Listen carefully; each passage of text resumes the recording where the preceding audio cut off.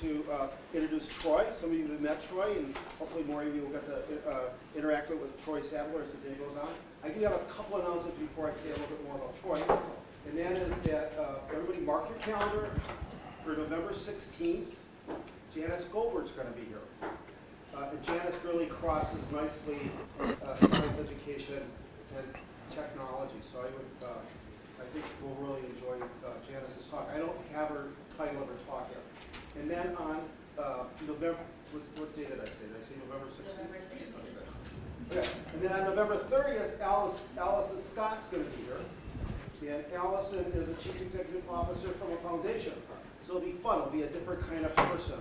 I think that's Ahmad's guest. Is that correct, Ahmad? Yeah. So Ahmad can, if you're more interested in learning about her, you can ask her. Anyway, so that's all coming up. It's really exciting to have these seminar sessions back on and seeing people here. Hi, Danny. How are you? You know, there's times in your life when you're happy to get back here. Anyway, hey, Danny, can I say that one thing? I guess so. If yes hasn't said anything, but that's fine. Is that okay? Will you say a little bit more about it? Because I didn't really say it. Anyways, we should all congratulate Danny. Danny has just received a really impressive award or recognition from the American Physics Association. Is that correct? Right? Yeah. And I don't remember the title of it, but it really is.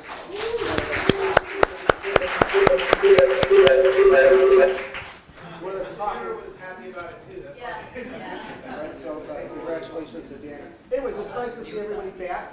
I'm sorry that I missed the last one, but I hear it was a really nice crowd as well.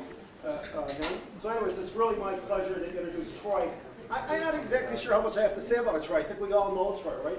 Troy is currently the co-editor of JARST, and we're really pleased with the work that he's doing to really promote JARST. But he's also, throughout his career, really trying to promote social scientific issues and the importance of social scientific issues in really supporting kids in learning science, but also improving the world in which we live. And so he's really had an illustrious career in trying to push those ideas forward. So we're really pleased that Troy's here to visit us, both because of his research agenda that he's had throughout his career, but also because he's current editor of JARST, and I'm sure some people were talking about that as well. So welcome to CREATE. We certainly hope you have a great time here and learn a little bit about us, and we're all excited to learn more about you. So thank you. Great. Thank you.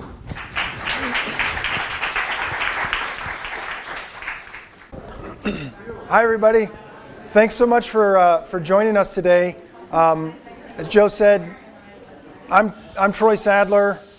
I'm at University of North Carolina and I've been working on working on science education and socio-scientific issues for quite a while now. Today I want to talk a little bit about, well, I have a whole bunch to say about socio-scientific issues-based teaching, learning, and assessment. I probably have too much to share in the time that I have.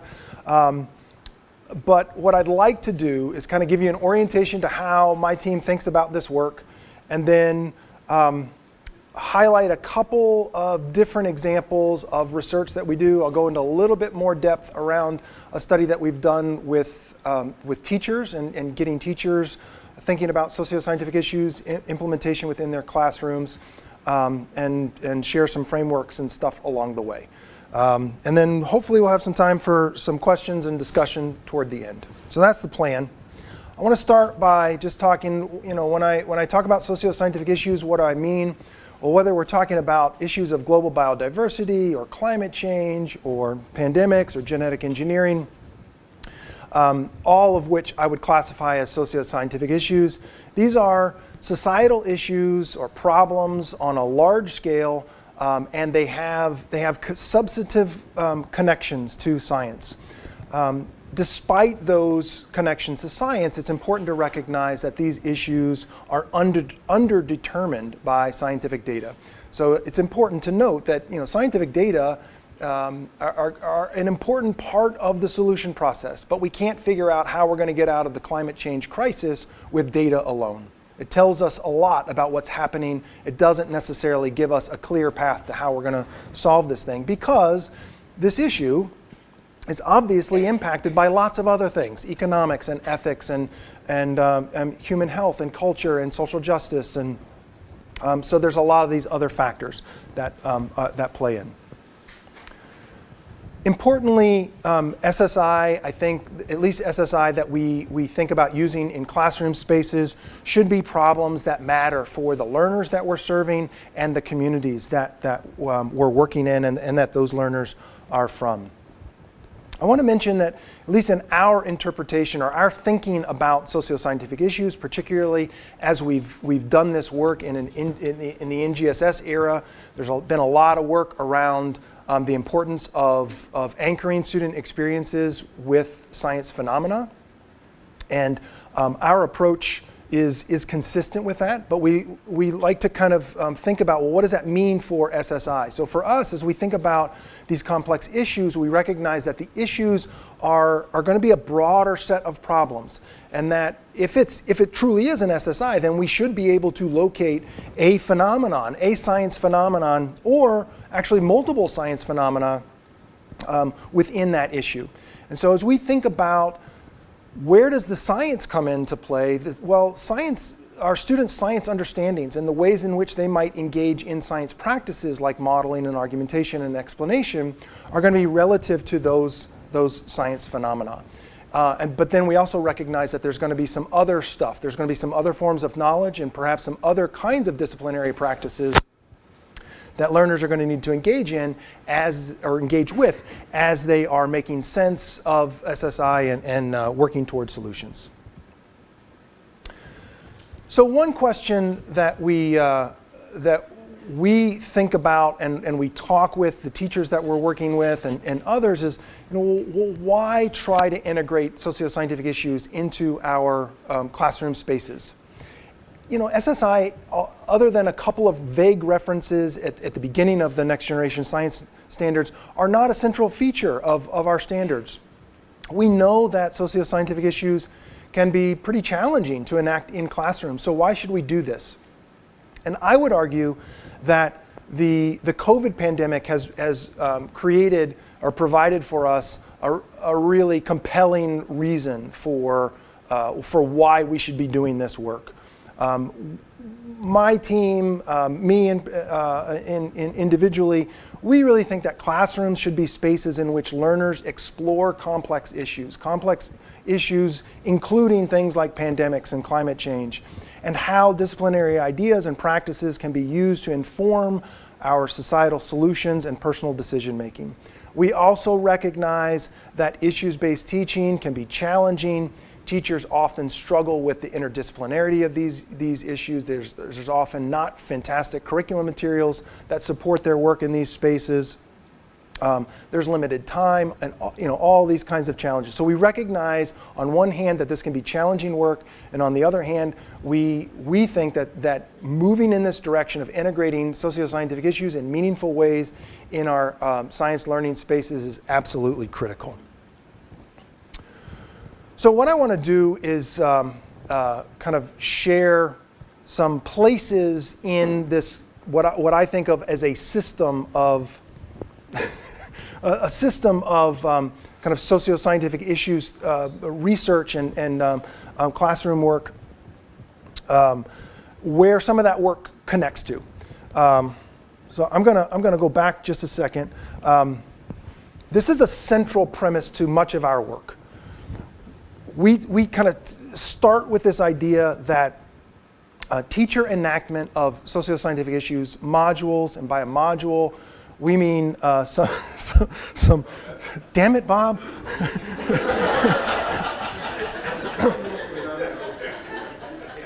Do you want to?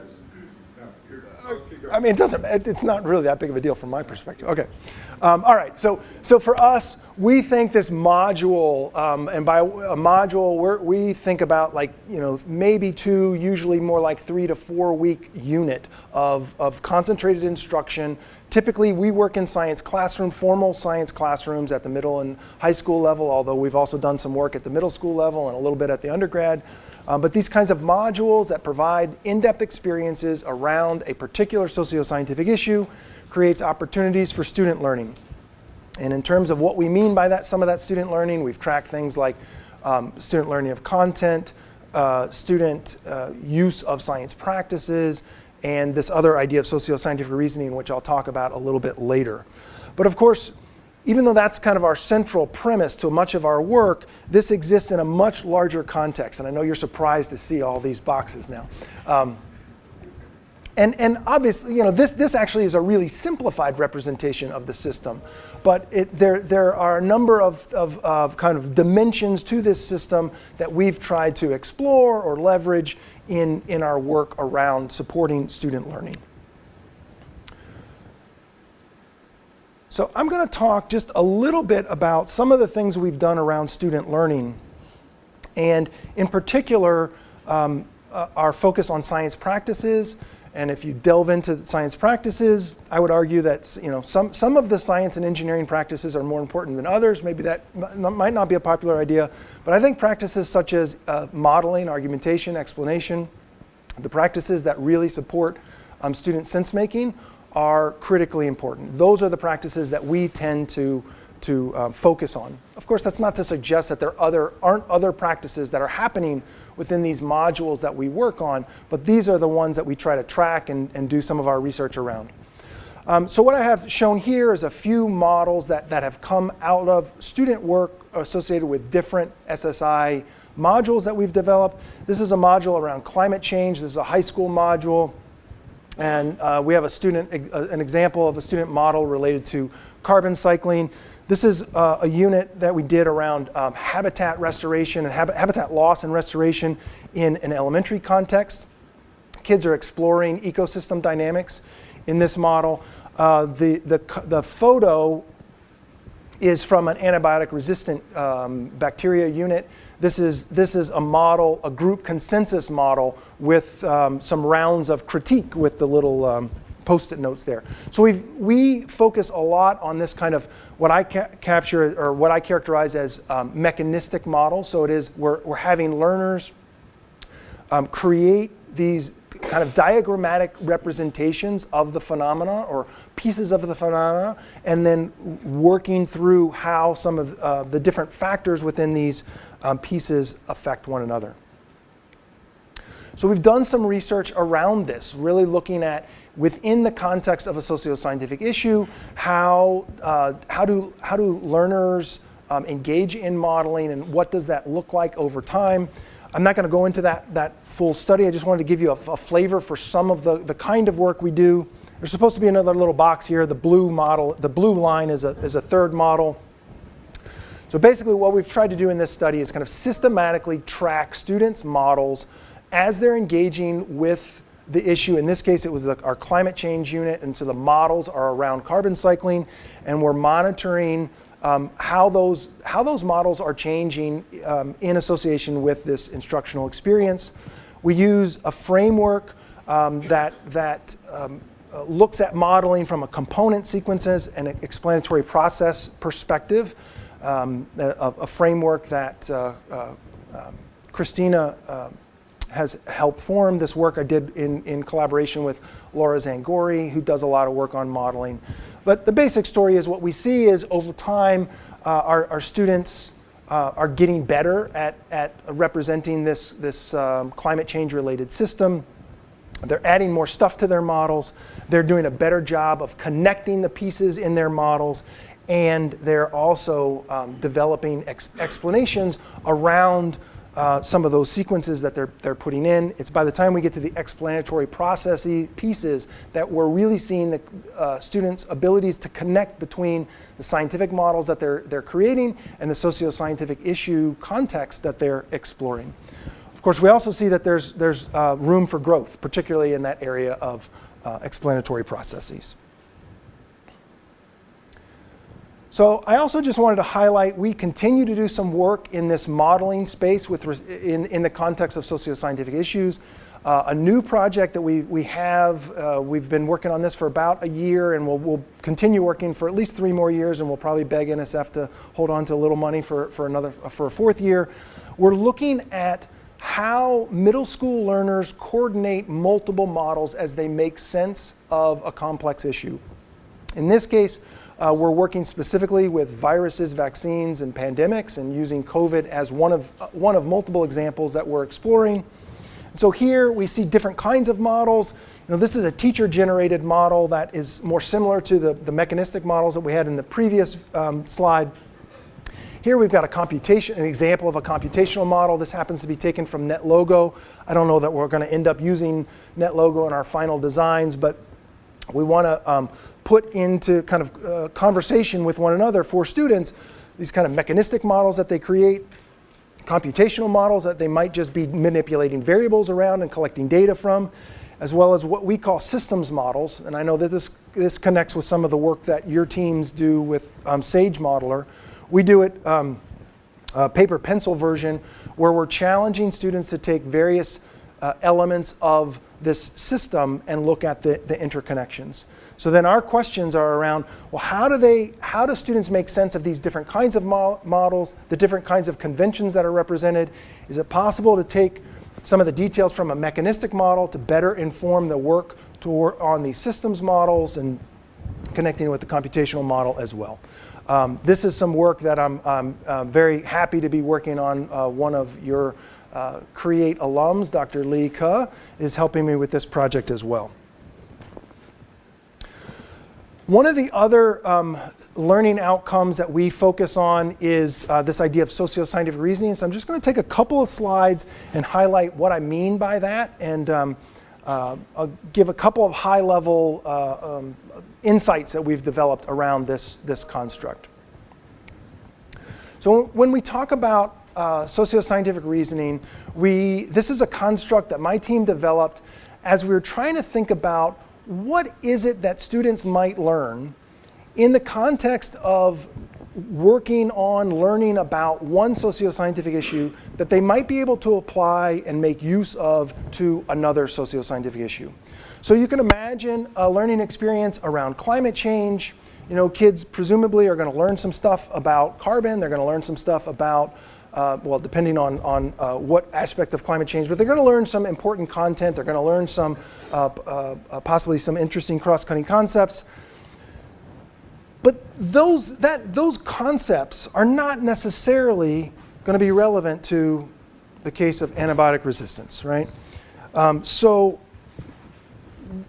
And it might be the case that modeling or other kinds of practices that our learners are engaging in one situation, one socio-scientific context could apply to another. But we think that there might be some other things that are more less aligned with the science practices and more aligned with some of the societal issue part that could transfer from students' experiences with one socio-scientific issue to the other. And that's really what socio-scientific reasoning is about, is trying to capture some of those competencies that students might be able to learn, might be able to get better with over time and with added exposure to these complex environments. So the construct is operationalized in terms of a number of subdimensions. I've got each of the what we call these subdimensions highlighted in blue text here.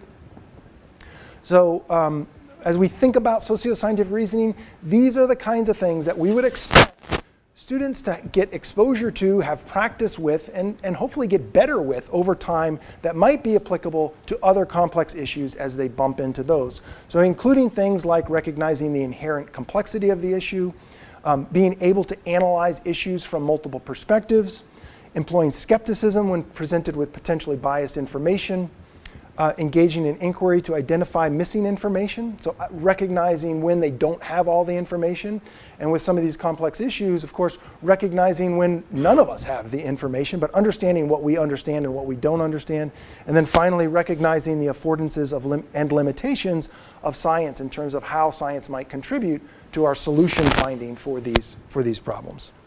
So really quickly, that's what we mean by socio-scientific reasoning. Over the last decade or so, we've done a number of studies to kind of slowly explore this idea and document what socio-scientific reasoning might look like among students. That work started with some interview-based studies with middle school learners where we really were trying to kind of identify what some of these competencies might look like and the range of competency levels, if you will, that students might be able to demonstrate. We then moved to some open-ended surveys with broader populations, and again, continued to refine what it means to, for instance, engage in multiple perspective taking with these issues and what different levels of practice with that subdimension might look like. More recently, we've shifted toward an ordered multiple choice approach with an instrument that we call the Quasar. For the Quasar, we have we present a narrative description of a specific socio-scientific scenario. So it's usually a couple of paragraphs in length. We have multiple forms, so we have multiple scenarios that we might present students, and then we have a fairly standardized set of questions that we ask about that scenario, each of which is aligned to one of those subdimensions that I just showed on the previous slide. So just a hint of some of the findings that we've come up with. So using item response theory, we've been able to generate a fair amount of evidence supporting the validity and reliability of our assessment approaches for this construct.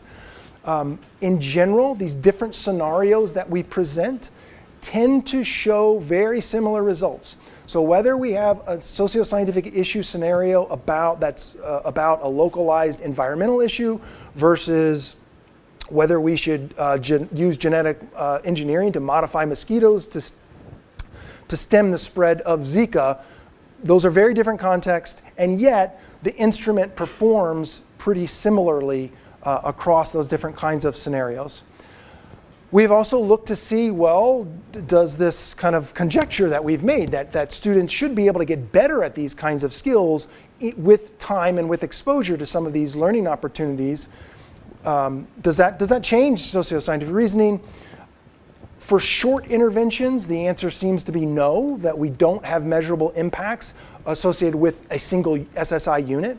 But as we start stretching out those learning experiences where learners have multiple kind of SSI opportunities, so they're looking at different kinds of topics over multiple units, at least what we've found is at least 6 weeks in time, we start seeing the production of statistically significant gains in this SSR construct. We've also done some analyses, such as structural equation modeling type analyses, to look at the internal relationships among these subdimensions, and we have some growing evidence to suggest that this complexity construct or subconstruct is the easiest and probably the easiest to help learners understand. That then can support students' perspective taking, and then perspective taking seems to be a really critical piece that's necessary before students are able to show more competent practice around skepticism and inquiry. There's a lot of work to do on this space, but we have a couple of kind of preliminary analyses, primarily with undergraduate data actually, to kind of start mapping out what might be eventually a progression of sorts. All right, so I wanted to just give you a sense of some of the various pieces of this broader system that we work on. I'm going to spend a little more time unpacking a study that we've done on this side of the system. So on the kind of teacher side of the system, we think that, not surprisingly, we think that teachers play a really critical role in how this kind of work, this kind of innovative curriculum can roll out. Of course, that's not only in a socio-scientific issue situation. So we set out to explore some research questions around how science teachers take up SSI, and what that looks like within their classrooms. We did this study in combination with a professional development program where we engaged, a key piece of the professional development program was teacher involvement with our teams in the co-design of SSI units specifically for their classroom spaces. So a little bit of background for the study. And there's a fair amount of research that's been done over the last decade or so around socio-scientific issues, and teachers' responses to socio-scientific issues. And we know from multiple studies that doing this kind of work can be quite challenging.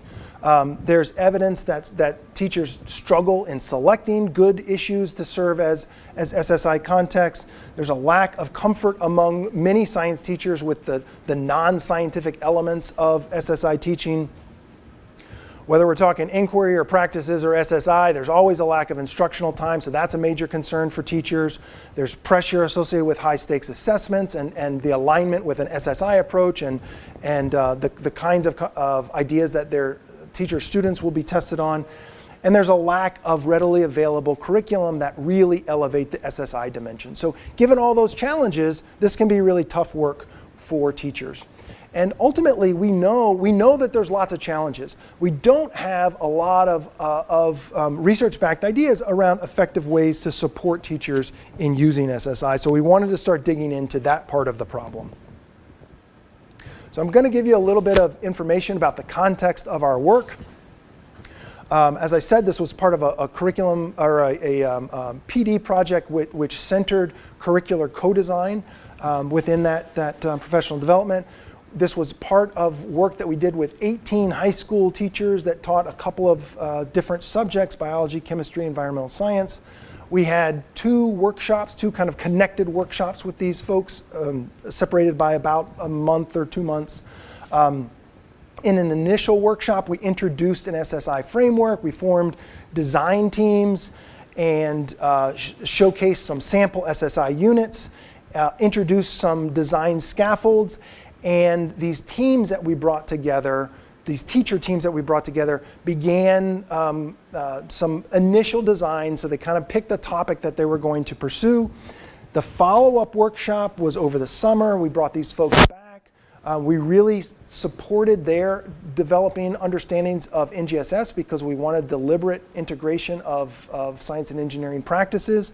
And then there was a lot of design time and support around the SSI topics that they had chosen. Then the students or the teachers implemented those units that they had designed in their classrooms the following year. As a part of that work, this was one of the kind of design tools that we presented, a framework to help kind of conceptualize what SSI teaching, at least from our perspective, includes. You can break this, there's a lot here, but you can break this down into kind of a modified learning cycle.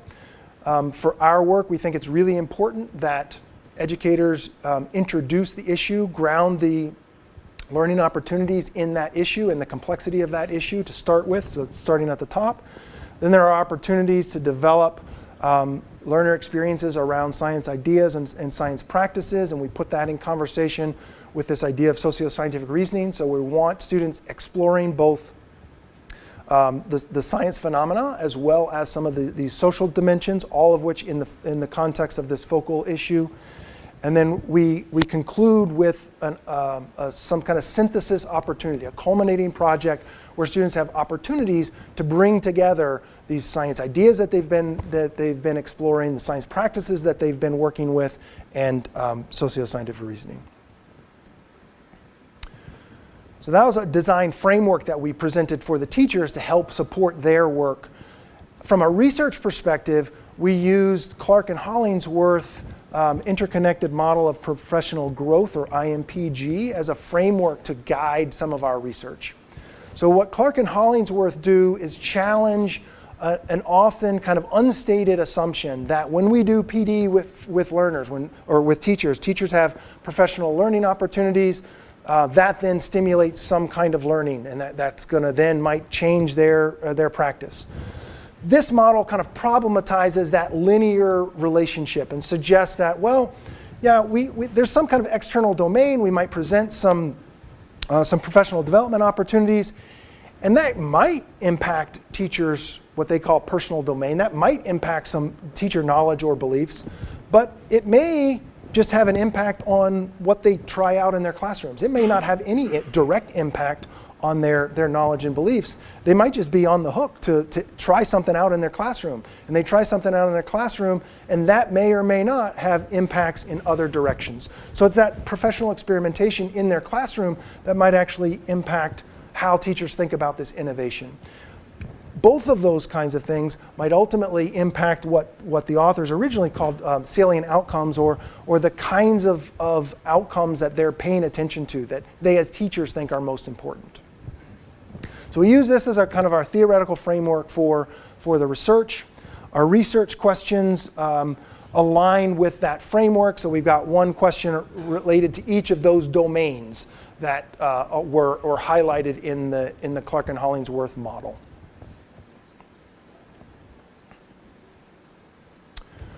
All right, so for this study, we had 8 participants. So these are 8 of the 18 teachers. These were folks that all went through the work with us. They agreed to be involved in all of our interview protocols and implemented their SSI units. So here are the pseudonyms for our 8 folks, and you get a sense of the kinds of SSI topics that they were dealing with. Of course, these were the topics that they came up. So we shared our ideas about SSI and our frameworks for SSI. They then use that along with their standards, their own needs in the classrooms to develop the SSI units. So some of these things make lots of sense to me as SSI, given the ways in which I think about SSI, like performance enhancing in drugs and clean air. Mars colonization, I'm not so sure if that, how that fits with an SSI orientation, but Judith did. And so that was the direction that Judith ran in. All right, so our methods. So for this study, we employed a multiple case study using each teacher and their design and implementation as the boundaries for our cases. Our data sources included a number of interviews. So each teacher was interviewed during the PD. There were design team interviews. So this was the 2 or 3 teachers working together on unit designs. And then we also interviewed the teachers following the implementation of their units. And then we have some secondary data sources that we used to triangulate some of these findings as well. As we engaged in data analysis, we had kind of multiple rounds of data analysis. We started with all these data. We organized the data kind of temporally with respect to each case. So each teacher, we've got all these different data sources. We initially engaged in a deductive round of coding informed by the IMPG that I presented a couple slides ago. We then went through a second round of coding, and we have multiple coders doing this work. We went through a second round of coding that engaged in inductive coding within those categories. So we had tagged the data initially with the 4 IMPG areas, and then we start looking for patterns within those domains. As we're doing that work, we realize that multiple participants share many of the same inductive codes. And what we saw was that there was a higher likelihood for clusters of individuals to have similar kinds of codes.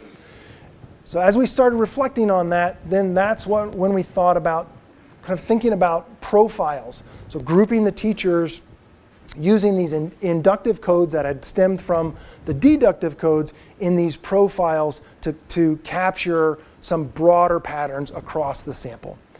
So then as we continued that work, we ended up creating these in-depth profiles with those codes. Our findings suggested that we ended up, with this group, we had these 3 profiles of teachers. We've given these names, dismissers, explorers, embracers. As we dug into the codes that were associated with each of these groups, this to us seemed like a bit of a continuum. We did not start this work thinking, oh, we're going to create a continuum of teachers that adopt SSI. The data led us to this conclusion. So what I'm going to do is quickly run through some of the findings associated with each of the domains for one of the profiles. So we're going to focus on the explorer profile, and I'm just going to overlay some of the things that we found for these explorers. So first off, it's useful to know that all of our explorers were early-ish career teachers. So these are folks around 4 to 6 years of teaching experience. So they're still learning some of the craft, They are not at a stage where they feel like they have everything figured out. And they were quite interested in this approach. They were quite interested in SSI, and yet they had a lot of concerns as well. So in terms of the domain of practice, so when they were in their classrooms, what were they doing? There were 3 teachers in this group. All 3 teachers used the socio-scientific issue to introduce the unit. The socio-scientific issue was a thread that continued to some extent, but not as extensively as we would have hoped to see based on the frameworks that we use. They struggled with connections to the social aspects of these issues. All 3 of them had planned a pretty elaborate culminating project and ended up not implementing them. All 3 cases. All 3 teachers, different schools, and 2 of the teachers were working on the same unit, but then the 3rd teacher was a separate unit. So there were, it was more than just the particulars of of one unit. So that's what we see in the domain of practice, some of the commonalities. In terms of the domain of consequence, or what they saw as really important for their students, and the kinds of assessments that they were paying attention to for their students, they were really challenged by the open-endedness of the unit. That really bothered them in terms of how that might connect back to assessments. They talked about the unit as providing for increased engagement opportunities for their students. They saw their students more motivated, more interested, and doing more in their classes associated with this unit relative to their other units. And that was something that they paid attention to, that they valued.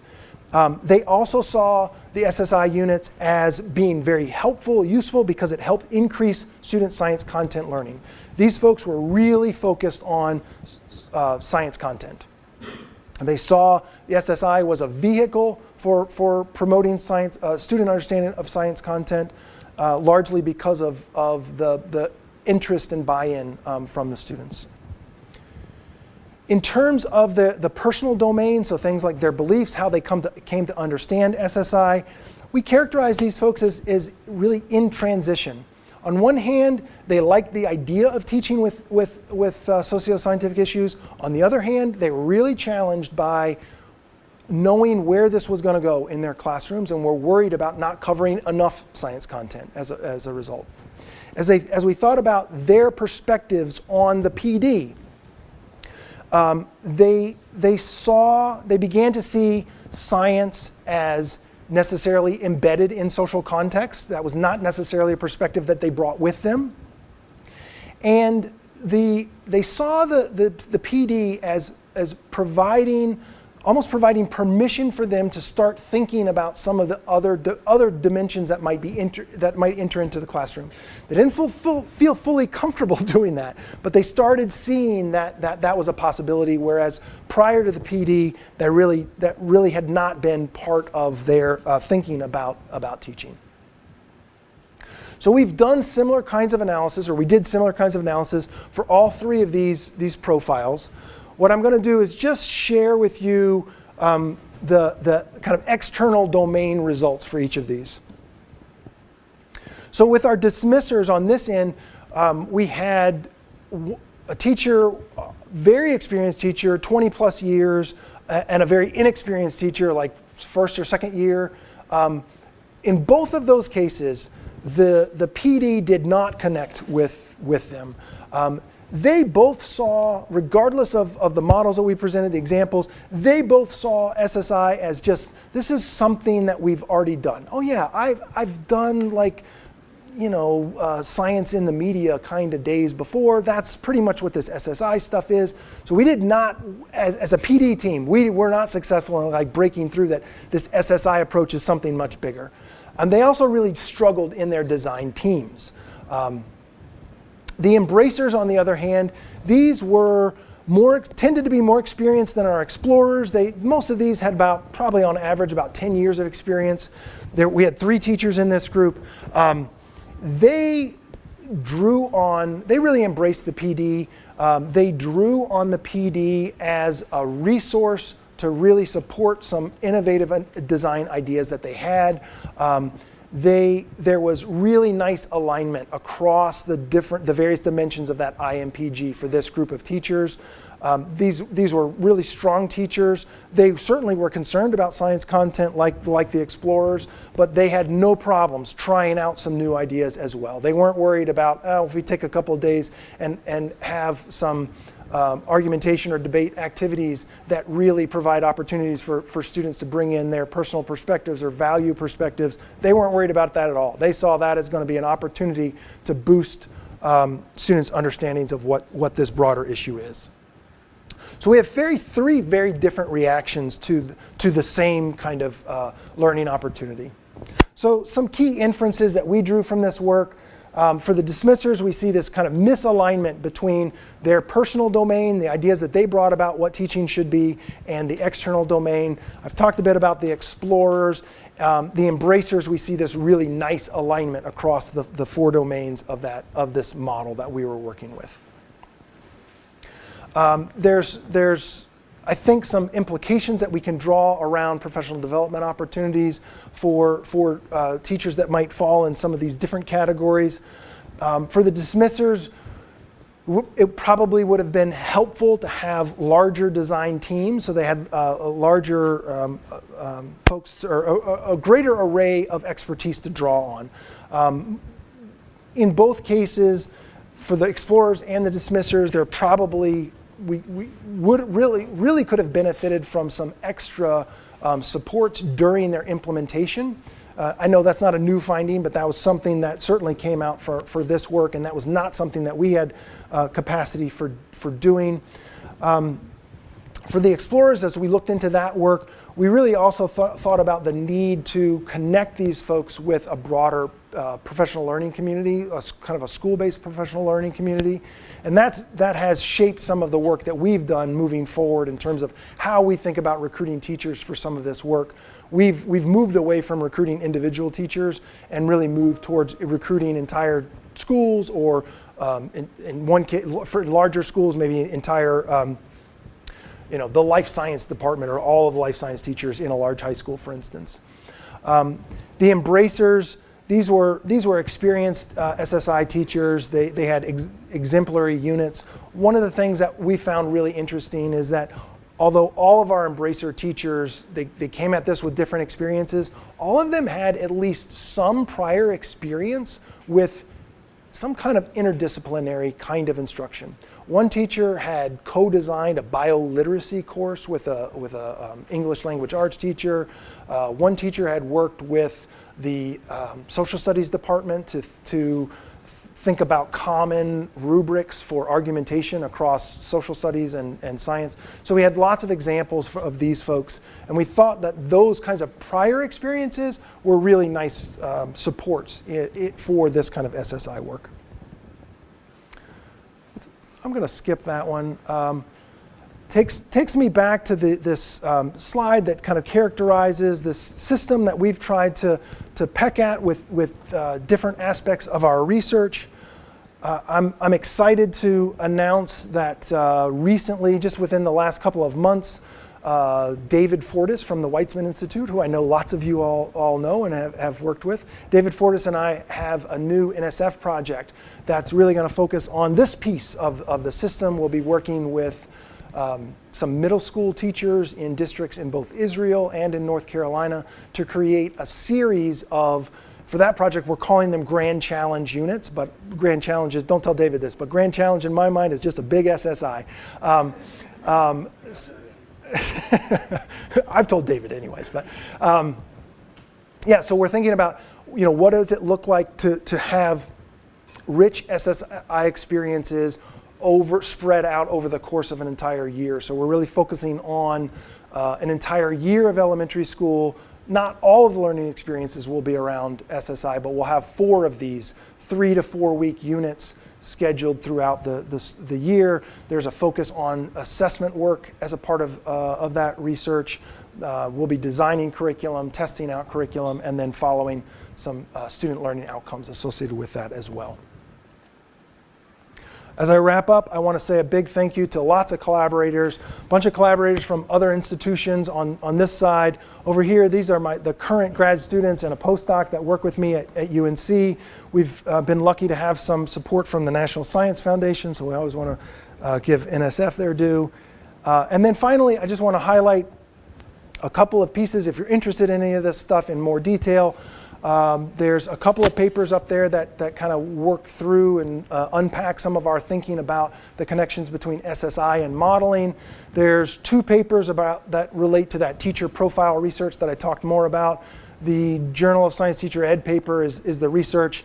The Innovations in Science Teacher Ed paper unpacks the professional learning or professional development experience we did. There's a few papers, but here's the latest one that we've written about our kind of SSI frameworks.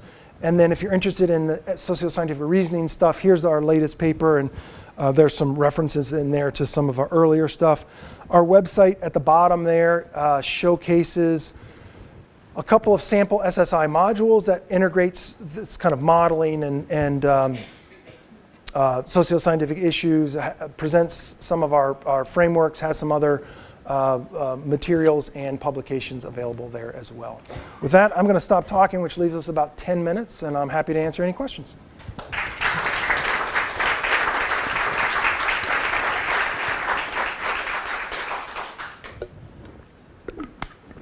David. Yeah, thanks, Troy. I have a clarifying question and then a probing question. So the clarifying question is, when in the school year do the modules take place? Really depends on the teacher. Okay. Most of the teachers that worked in that study that I highlighted, most of those teachers were implementing their units in the first semester, not necessarily the first unit, but in the first semester. Yeah. I think maybe all of the teachers in that study were implemented in the first semester. That's super interesting, right? Because so the probing question, maybe I'll build it as I ask it, but it's something around to do that kind of work with kids. The infrastructure of a classroom is different, right? So like how they talk to each other, the kinds of talk moves they make, the kinds of practices they're in, all those things are different. Yeah. And so I'm curious as to how you support the teachers or collect data about the teachers more broadly to think about the classroom itself. Because if they're doing it in the first semester, then they're sort of launching the school year with this is what a science classroom is. And or like, does that carry on throughout the school year? Or does it go back to sort of sit and get instruction? Yeah, so this is a great point. I don't have the data to really give you an evidence-based answer based on this study. Now, what I can say is that we've worked in a high school classroom. We worked consistently in a high school classroom for about 4 or 5 years. And in that space, we developed 2 pretty extensive units. A lot of the data from the student learning with the models came from this other, well, really that was a set of classrooms, but it started in this one classroom. So we've studied that classroom quite extensively. It was an outstanding teacher to begin with. We've done some case study work in her classroom around the question of, what kinds of teacher moves and teacher practices are necessary to support successful SSI learning. We knew that it was successful SSI learning because we had some student data from previous years. So then we went in and we really looked at what are the kinds of things that this outstanding teacher is doing to really support that work. And in that case, by the time we were doing that case study, she was implementing a climate change unit as one of her first units, and then that became her kind of ecosystem unit. And then early in the spring semester was implementing the antibiotic-resistant bacteria unit, and that was her natural selection unit. Some of the things that came out of that, the kinds of things that you're alluding to, the classroom community is really important.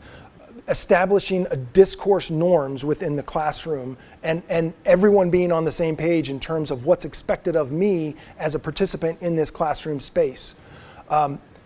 She did a fantastic job of supporting student critique, peer-to-peer critique. And that was something that built, like that didn't just happen naturally. She was very deliberate in building that. She modeled it, she encouraged it, and by the time they got to the end of that first unit, the students were were actively engaged with it. Now they needed some scaffolding along the way, but those are some of the things that we see as really effective for supporting the kinds of classroom environment that we wanted to see. By the time those students, they weren't doing all those things in great proportion. After that first SSI unit, they went back to a lot of the same stuff. But I will say, they weren't doing SSI work, but this is a good teacher. They're engaged in a lot of really pretty interesting stuff. By the time they got to the second SSI unit, those things were down. Like those discourse norms, classroom expectations, the role of students and teachers, that stuff was down. The expectations for really outstanding performance, that kind of stuff. So that really helped by the time they get to the second unit. Yeah. I have a slide here that says you have PD in the spring and the summer.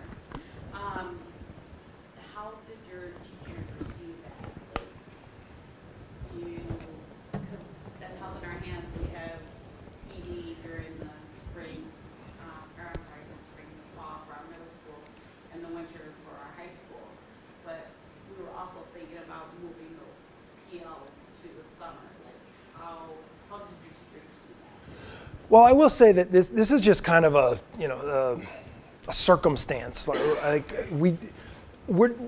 Our general PD model for working with teachers is not necessarily a couple days in the spring and then in the summer.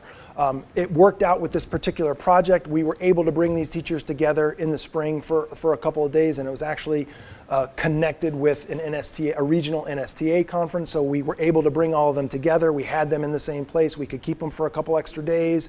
They were excited that we were paying for their travel and their NSTA registrations, and then they came back to hang out with us for a few days on our our university campus in the summer.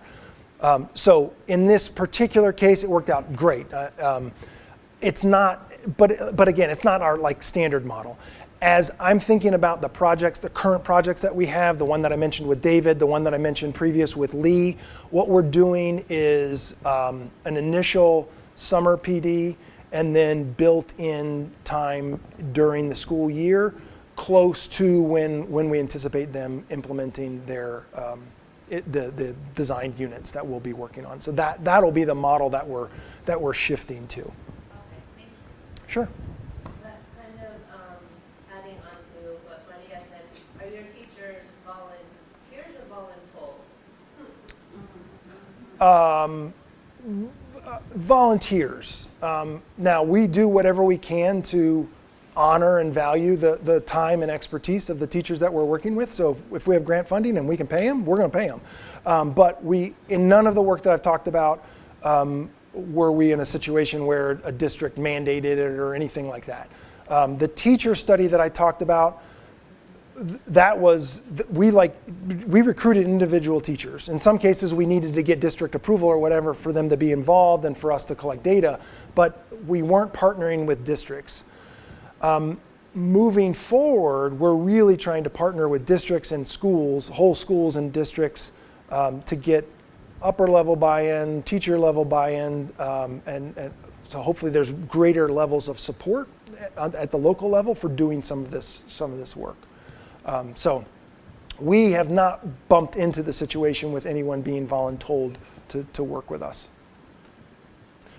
I will say we do have a group of teachers on one of the projects, new projects, and we reached out to, just because of some connections we have through the university, we reached out to the superintendent. Man, the superintendent immediately contacted us back. It's like, oh, this is great. This is what my teachers need to do. So in that case, I think most of the teachers are pretty much on board, but I think the superintendent is more excited about socio-scientific issues than the teachers at this point. So it's still our job to win them over. So we need to keep that kind of voluntold versus volunteer piece in mind. I think we have time for one more question. Go ahead. I wanted to ask about, you mentioned system thinking, and that said, system one, to be where I'm thinking about system thinking. I wanted to ask, to what extent students really connected between different aspects, different stakeholders, the multidisciplinary nature of the socio-scientific issues in your model, and also whether they if they use it, to what extent they use their models to make informed decisions about the specific exercise. So just kind of quickly, I think at the high school level, the students that we've worked with have really gravitated towards this systems modeling exercises that we've presented. They in general, they have very much liked these activities, which push them to adopt different kinds of perspectives and think about how this issue might unfold for different kinds of audiences. It has been one of the more popular activities that we've had in working with, particularly with high school students. I'm thinking of a unit that we did around vaping, and it was how should we regulate vaping? Who should be able to buy this stuff? We were working with biology teachers who wanted to use that as the issue to teach homeostasis. The students, and there was a big systems modeling piece within that. Not all of our units have had systems modeling yet. We certainly will as we're moving forward with our COVID work. But the systems modeling was one of the highlights from the student perspective. At the same time, I will say that we've learned some things about how to support student engagement in systems modeling. And in that earliest work, I don't think we did a good enough job helping students understand come to understand the potential power of those models. So they were tools that supported their thinking for a particular prompt, but I don't know that they saw them as more flexible tools that they could kind of take with them and apply as they're confronting bigger challenges. I think we've done some things to change the way we're supporting students in building those things so that it will become a more useful tool toward the direction that you're suggesting. But I don't have the data to back that up just yet. We've been doing a lot of work to make that a better learning activity, and we've done some pilot testing. And I think we've gotten it better. The one thing that students really struggle with, at least for us, is not coming up with different factors, not coming up with potential causal relationships, but thinking about the direction of those causal relationships is really challenging. So positive and negative kinds of causal relationships, that's pretty challenging. So we're trying to figure out ways to support that. Great, well, let's give Troy a big hand.